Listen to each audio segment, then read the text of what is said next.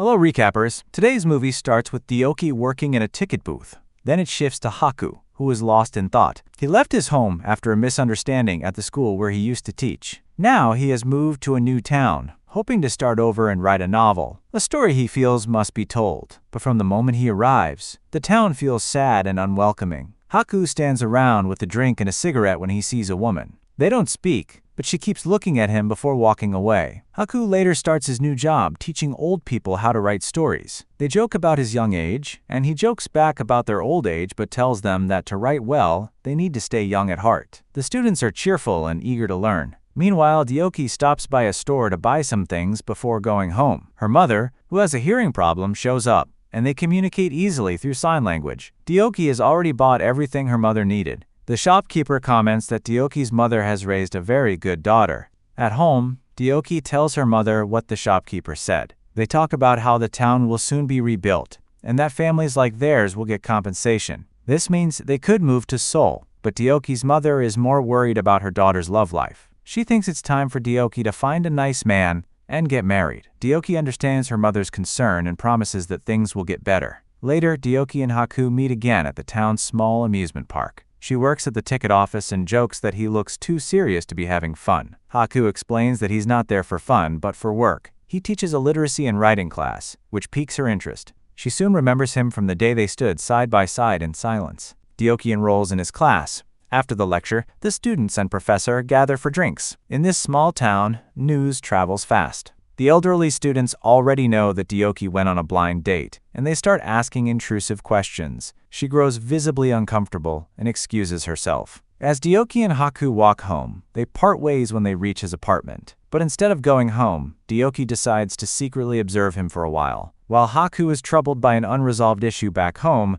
Ryoki dreams that they are lovers. The next day, as she's closing the ticket booth, they talk again. The amusement park is set to be demolished soon as part of the town's renovation. Haku casually asks what she plans to do next and suggests she try something adventurous before deciding her next step. Haku later invites Ryoki to his place and opens up about a scandal from his past. She listens without judgment, too infatuated to see any fault in him. A phone call reveals that Haku has a family, a daughter who misses him, and a wife in what seems to be an arranged marriage. Ryoki witnesses this call. Haku boards a bus to return home to Seoul but changes his mind at the last minute and stays. He and Ryoki walk back to his apartment in silence. When she says she feels hot, the air between them turns heavy with desire. Meanwhile, Haku's wife tells their daughter to forget about her father because he's probably cheating. The little girl insists on believing the best in him, much to her mother's annoyance. Later that night, Haku and Ryoki sneak into the amusement park. They turn on one of the carriage rides and get inside. The small space offers privacy as they float through the air. Ryoki confesses that she's fallen in love, and they melt into each other's arms, unaware that a guard is nearby watching them. Soon after, gossip spreads among the elderly townspeople about what the guard witnessed. Ryoki's mother overhears and walks away, stunned. The others can't tell whether she heard them, as they're unsure if she's deaf or mute. Before long, Haku and Ryoki are strolling through town like a new couple, openly showing affection. Haku even pays for a sketch of Ryoki, watching her eyes light up with pride. The once dull town, with its flower-laden trees, now feels alive with Ryoki by his side. He remembers how she admired a pair of heels at a shop and surprises her with them. He slips them onto her feet, admiring her as she walks in them. Passion quickly takes over. They undress each other as their rhythm builds, and Ryoki tries to keep the heels on, sensing he'd want them to stay. Their bodies move in sync, slick with sweat, and between breaths she whispers that Haku is hers forever. The next morning, they enjoy coffee together. Haku takes a few sips before his desire for her returns. A phone call interrupts. It's his friend and colleague with good news. Haku's name has been cleared, and there's evidence proving his innocence. His job has been restored, and he can resume teaching next semester. His friend wants to visit his place, but Haku suggests they go out drinking instead to celebrate. That night, Ryoki receives a call from Haku, telling her to go home. She covers the dinner she'd prepared and quietly leaves, an unreadable expression on her face. The next morning, when Ryoki arrives, she finds last night's dinner tossed out and untouched. Haku packs his bags for Seoul, ready to return to his life, probably thinking he's leaving the town with no strings attached, until Ryoki tells him she's expecting. Haku takes Ryoki to an obstetric clinic and apologizes for putting her in such a difficult situation. He promises to keep in touch, but the only missed calls Ryoki receives are from her worried mother. Meanwhile, Haku returns to his sick wife, who admits she has been hard on a kind man but vows to do better now that he's back. Ryoki isn't welcomed at her mother's home, so she goes looking for the only other person who should love her, Haku. She finds him at the school where he teaches. He takes her aside and makes more empty promises, ones she's growing tired of hearing. One of Haku's colleagues witnesses their encounter and warns him not to be so reckless.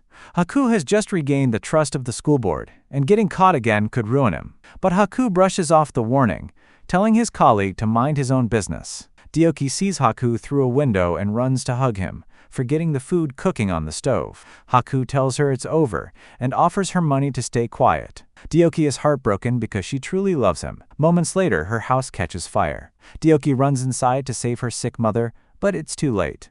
Haku calls for help, but nothing can be done. When he returns home, he finds that his wife has left him, leaving their young daughter, Chungi, behind. 8 years pass. Haku is now a famous writer living carelessly, gambling, partying, and dating young women. One of them falls for him, but he rejects her coldly. The only woman he treats kindly is his daughter. Haku is soon diagnosed with an eye disease that could make him blind. The doctor warns him to change his lifestyle, but he ignores the advice. He loses money in bad deals and becomes distant from Chungi. One day, a woman named Sejong visits, saying she's Chungi's friend. Haku doesn't realize she's actually Ryoki. Pretending to care, she slowly gets close to him again. Chungi likes Sejong and lets her help by typing Haku's new novel. Sejong tells Haku about a doctor who might fix his eyes and takes him to the hospital. The doctor gives him hope for surgery and secretly cooperates with Sejong. Later, Haku asks Sejong to take him to a casino. Hoping to win money for the surgery, he gambles and loses everything. Still, Sejong doesn't stop him. Chungi eventually finds a drawing of Sejong and warns her not to act like her mother. Sejong quietly hints that her reasons for being there are much darker. Haku and Sejong grow physically close. Though he's blind, his desire remains strong. As they make love, his mind drifts back to Ryoki. Chungi spies on them and runs back to her room in shock. Afterward, Haku decides to tell his daughter that he plans to marry Sejong. But Haku's creditor soon becomes his worst nightmare. Since Haku can't repay his debt, the man kidnaps Chungi, planning to sell her into labor. Sejong promises to protect the girl, words meant to comfort her, even though she knows everything connected to Haku will eventually collapse. 6 months later, Chungi is still missing, and Sejong is still taking care of Haku. One day, while helping him bathe, Sejong tells him the truth. She is really Ryoki. Haku is shocked, and during their struggle, he collapses after learning that Chungi is dead. Even though he's blind, Haku writes his best book ever. He and Sejong keep living together, trapped by guilt and sadness. Then one day, Chungi comes back alive. She survived by being smart and strong. She tells Sejong that it's now her turn to take revenge. But Sejong's actions have created a monster. Chungi now has power and people who follow her. She forces Sejong to end things with Haku and give him her eyes.